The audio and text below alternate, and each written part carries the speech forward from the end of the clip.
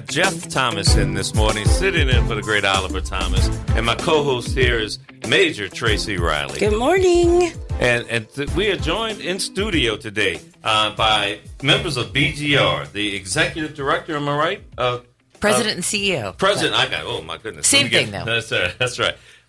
Rebecca Mowbray and Stephen Stewart, who is the Vice President and Research Director. I got that right, huh? How about that? Right. Well, thank you guys. Welcome for coming in. Thank you for coming in and sharing this great information that you have. Because listen, the Sewage and Water Board to me is if we can't move water when it rains here, then we don't have a city. Let's pack it up and move out of here. And we've just got to get this together. It just seems it is the most important part of municipal government. But it seems to be struggling year after year. Recently, I don't know if it's an aging infrastructure, but the problem seems to be exacerbated. And so you guys have done this really in-depth, detailed report that we're going to talk to our audience about today. But before we do that, tell everybody I know you guys have been here before, but just tell everybody who you guys are and you know what you do over at BGR. Sure. Thanks, Jeff. So BGR is a nonpartisan, nonprofit, independent research organization dedicated to informed public policy making and the effective use of resources for improving government in the New Orleans metro area. What that means is we work for all people in Orleans, Jefferson, and St. Tammany parishes, and we try to solve the problems that hold us back. We look at best practices, we do research, we try to come up with solutions to come up with true solutions to the things that we all struggle with. That sounds good. And Stephen, what is your job over there? You are Vice President and Research Director. Tell me about that. Okay, so I coordinate the research team, and we work on the different projects that we have during the year. We have a research plan that we come up with every 18 months where we look at the way that government is working or not working.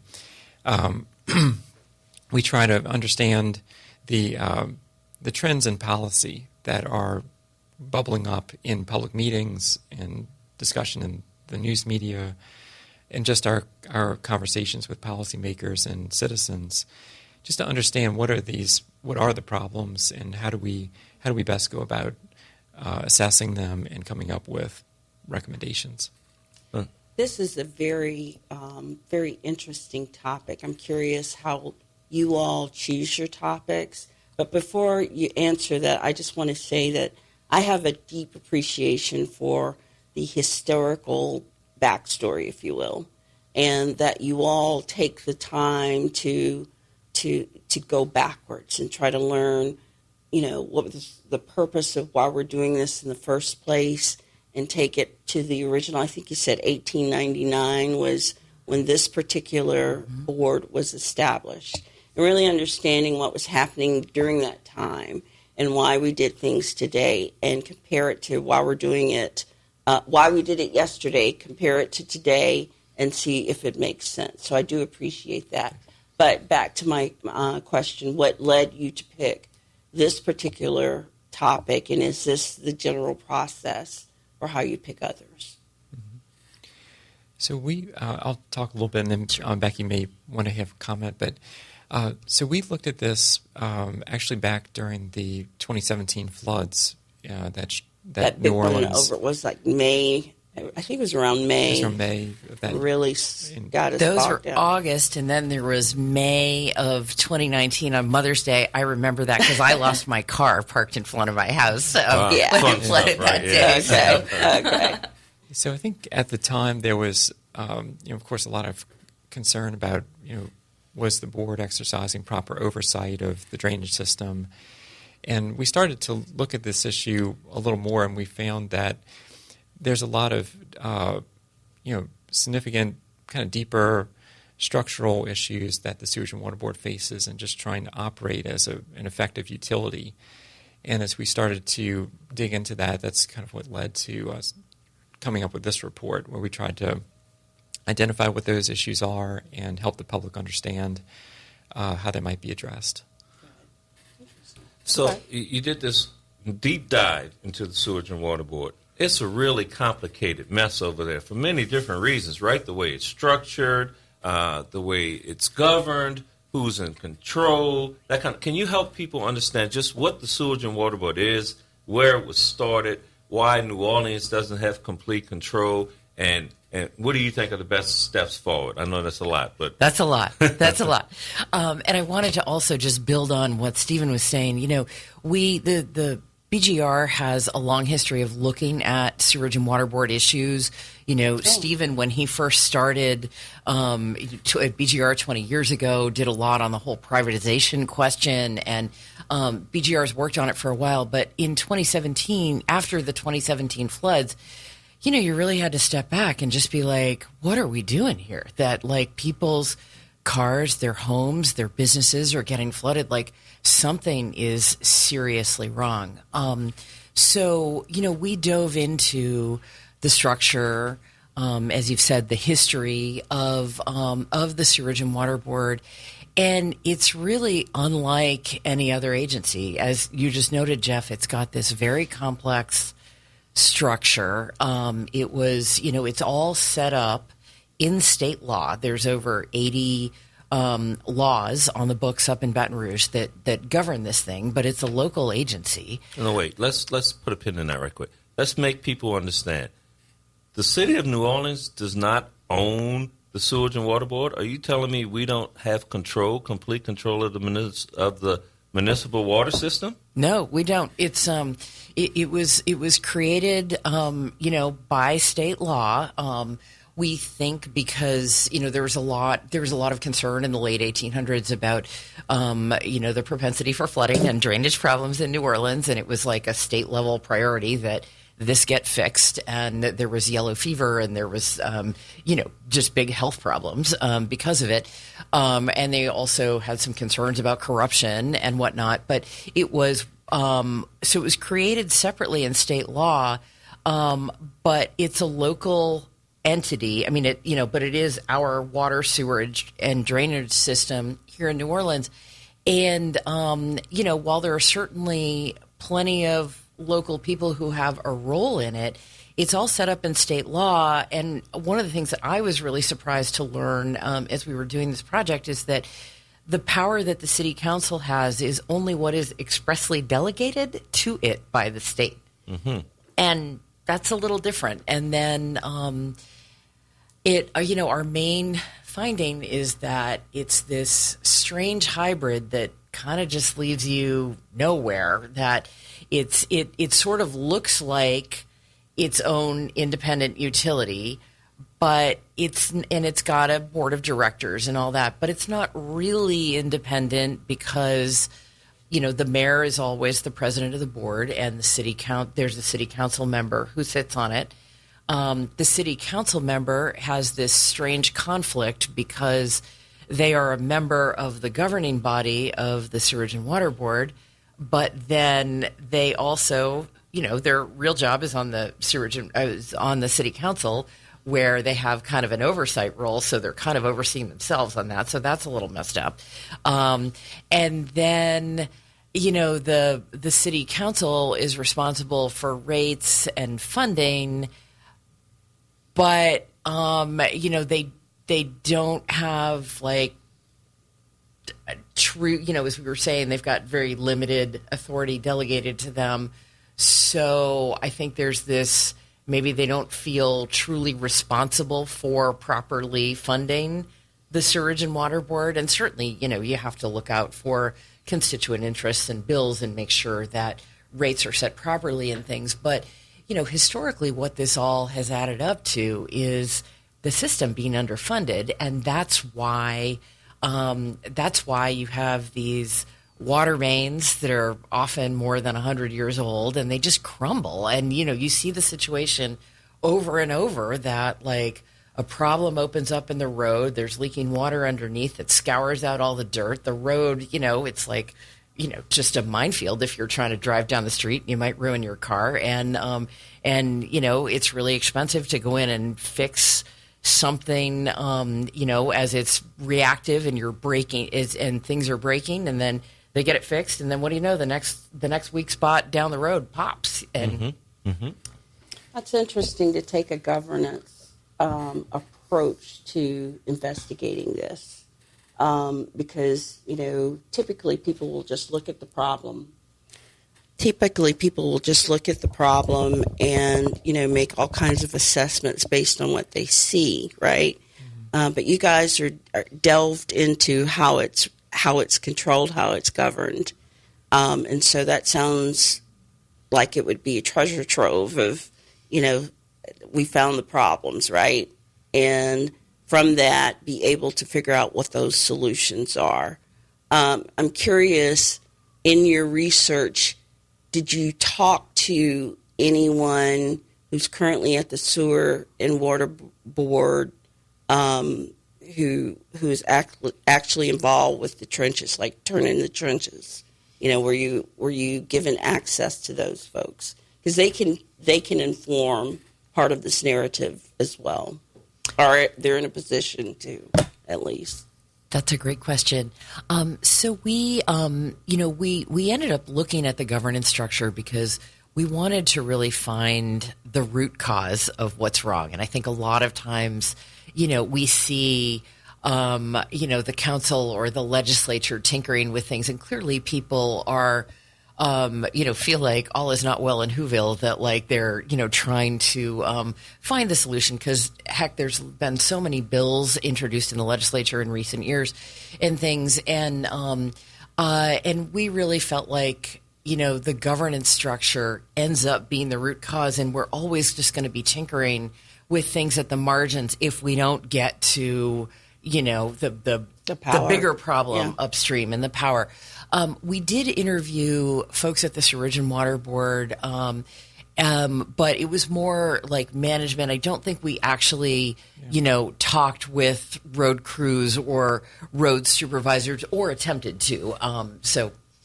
Okay. So you talked a little bit, Becky, about the difference, about if there's a break in a water supply line.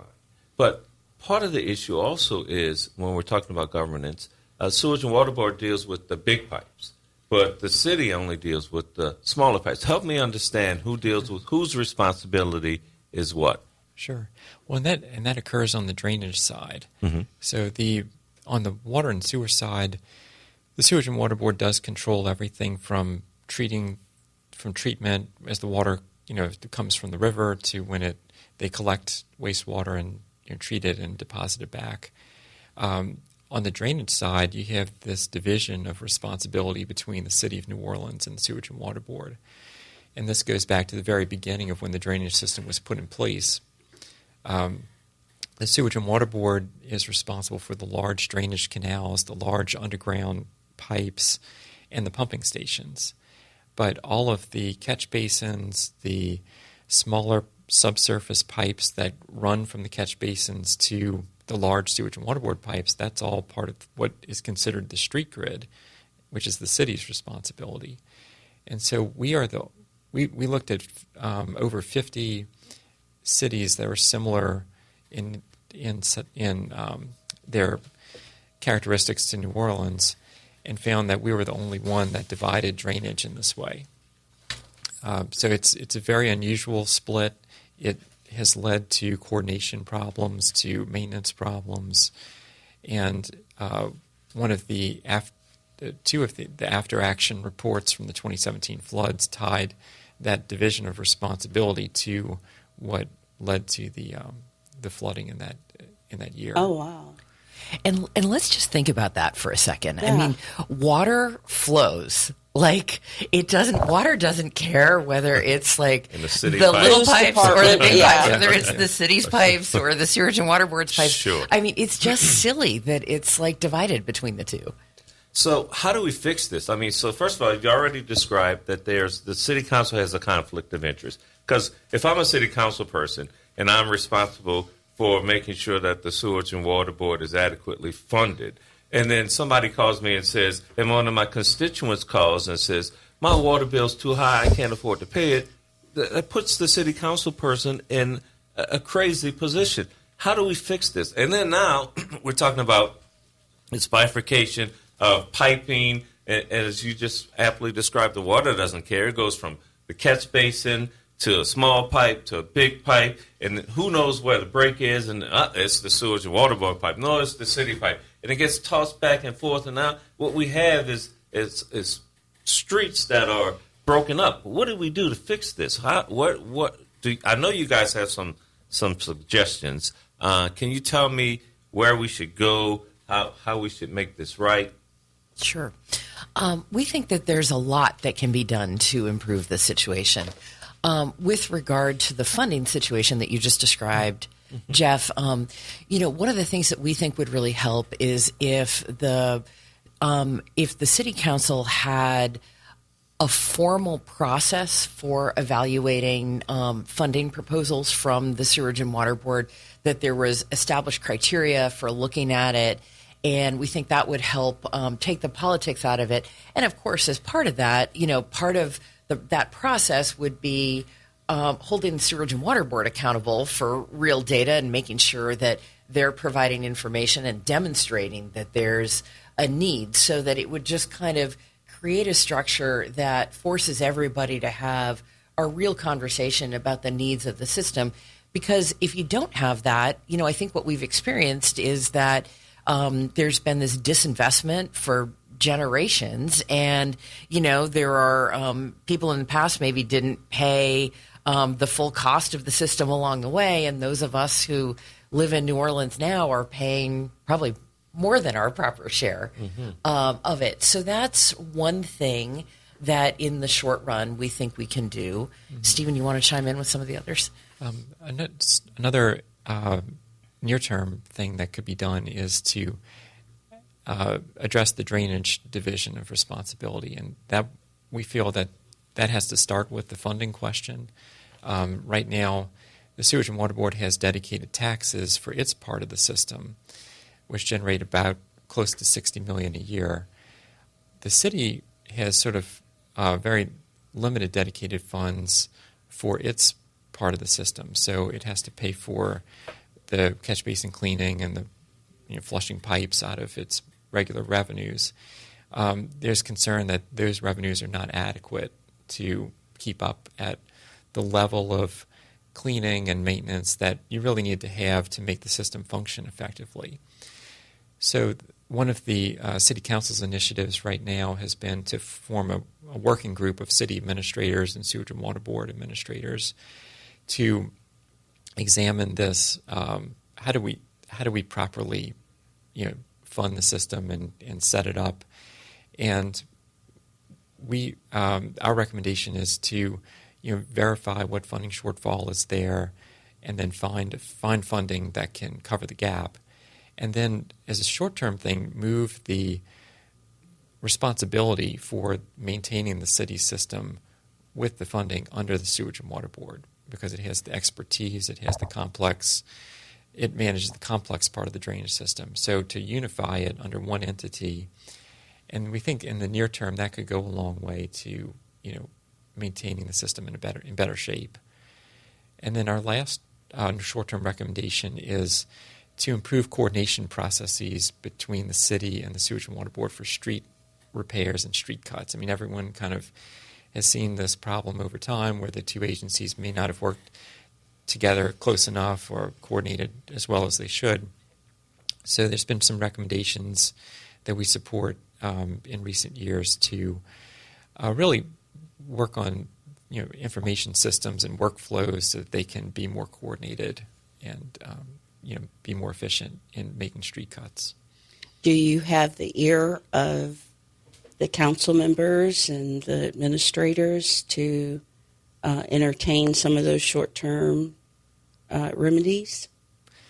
We've reached out to the city administration, the mayor, and the chief administrative officer, as well as the council, to let them know about our recommendations. And we try to one of the things we're trying to do right now is to meet with them and help them answer any questions that they may have about the report.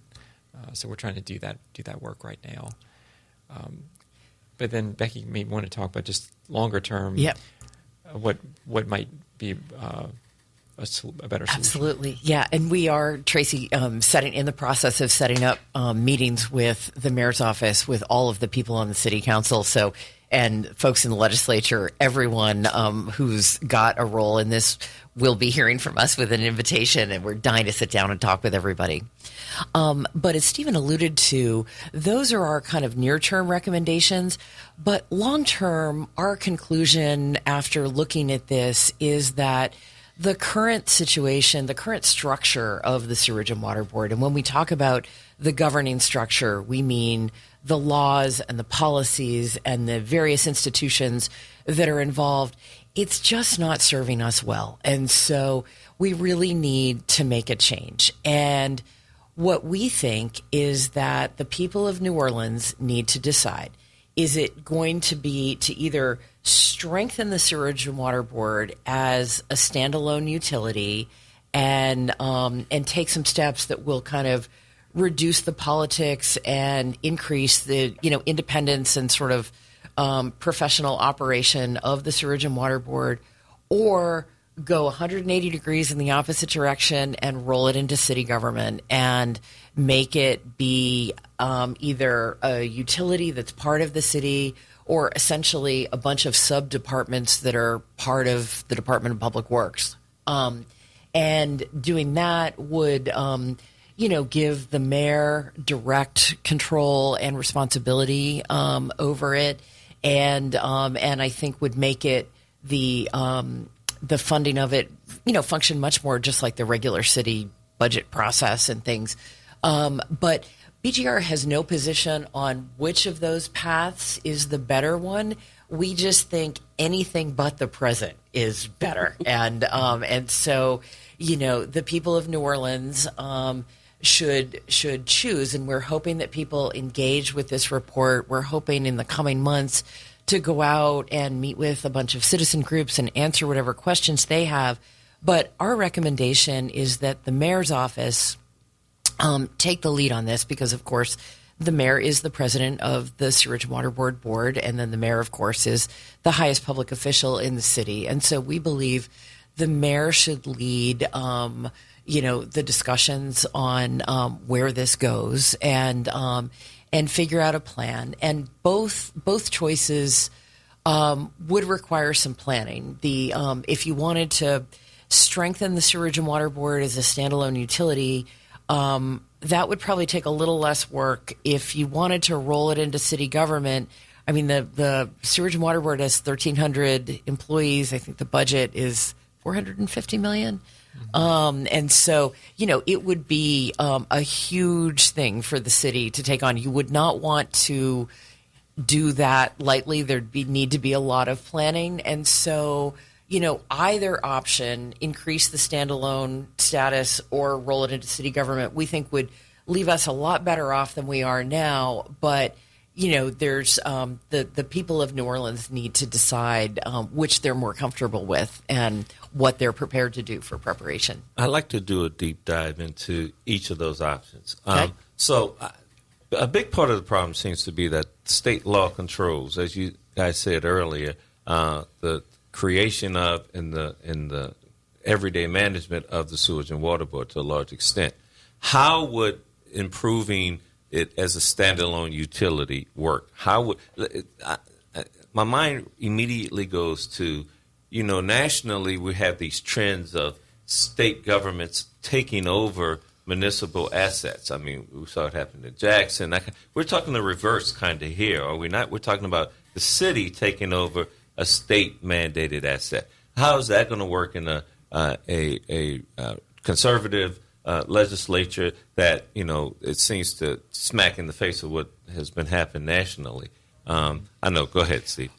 So on the option of improving what you have today, so improving the Sewage and Water Board as a standalone utility, we view that as a easier option to implement because it would more or less keep the same placement of the Sewage and Water Board in state law. So it would stay as a state-created standalone utility, but our recommendations are to adjust the governance of it so that it functions better in that role. So the idea with improving it would be things like, to implement the near-term recommendations that we talked about, have the city council develop a stronger, more objective process for evaluating funding requests, for, to the extent changes to state law would be needed for this, increase the city council's ability to regulate and to oversee the sewage and water board. So that would be, helping it to develop its oversight mechanisms and processes, which it can manage through its utility regulatory office. And then, from a board level perspective, we made recommendations to, in that context of keeping it as a standalone utility, to rebalance the mayor's power on the board, so that one of the things that we noticed in the governance structures that the mayor is a powerful advocate for the Sewage and Water Board, but the board itself as a whole, all 11 members have to be accountable for what the agency does. And so having things that allow the mayor to remain present on the board, but then to change some of the board functioning so that the board as the whole, rather than the mayor, appoints the committee members of its various, operational committees. Things like that could go a ways to balance the overall powers of the individual members of the board. And then, to resolve the city council's conflict of interest, there's a provision already in state law that allows the city council to appoint a civil engineer to serve instead of a city council member in that seat on the board. And we think that could be a way to mitigate that conflict issue. Can you talk a little bit about how many members are on the Sewage and Water Board? How is each member determined? Who appoints them and who approves them? Sure. There are 11 members right now on the Sewage and Water Board. The mayor is the president of the board. A city council member, as I mentioned, or the designee of the city council serves in one seat on the board. And then there are 9 citizens, all of which are appointed by the mayor. 2 of the citizens come from the Board of Liquidation, which manages the city's outstanding debt and also the debt of the Sewage and Water Board. Those are appointed by the mayor on the recommendation of the Board of Liquidation. And then the 7 other citizens come through an independent nominating process, which, if you go back in time about 8 years or so, the voters of New Orleans approved some governance changes to the Sewage and Water Board. And one of those that they put in place was to have an independent nominating committee develop, individuals who could be presented to the mayor, I think 3 for each open seat, and then the mayor would pick one of those and make a recommendation. Do I remember correctly? It was presidents of universities who formed that committee, and deeper into who else? I mean, it's like, I know Xavier's president, Tulane's president. I don't think Dillard's president or UNO's. What's do you remember? I know it's deep in the weeds. I don't recall the exact list, but it is the presidents of the local colleges and universities in New Orleans, as well as there are also representatives of certain business and community organizations on that. And for a while, we didn't even have a city council person representative. That also was a recent addition. Is that correct? So, so going back to the original Sewage and Water Board, there was the mayor and 3 city council members on board. And then in 2013, voters approved a charter amendment, which also triggered some changes to state law that removed all 3 city council members. Then after the 2017 floods, when people were concerned about oversight of the board, the voters approved putting 1 council seat back on the Sewage and Water Board. So that's been in place for about 5 years or so. So it's kind of gone back and forth over time. Yeah, I'm sure. beginning to agree with you. There needs to be some revamping. Sure. It's a I like the way convoluted you mess. put it, rebalancing or redistribution of power amongst the board. Yeah, that's a glaring issue, just from what I'm hearing. All right, we got to take our break right now, but we are sitting here talking right now with members or representatives of BGR, and we're talking about the Sewage and Water Board. Stick with us. We'll be right back. Take a couple of minutes break here. We're at WBOK, the station you listen to all day long. All day long.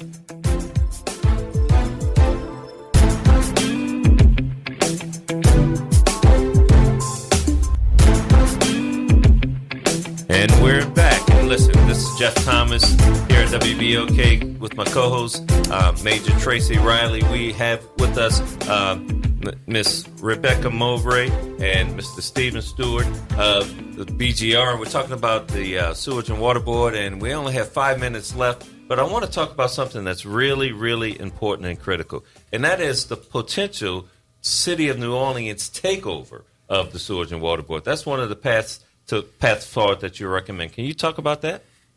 Sure. As we mentioned, we've laid out two paths that the city could choose. The second path is for the City of New Orleans to actually take over the Sewage and Water Board and have it become part of city government. One of the things that would accomplish is that it would get the Sewage and Water Board out of state law and have it in, pure city control.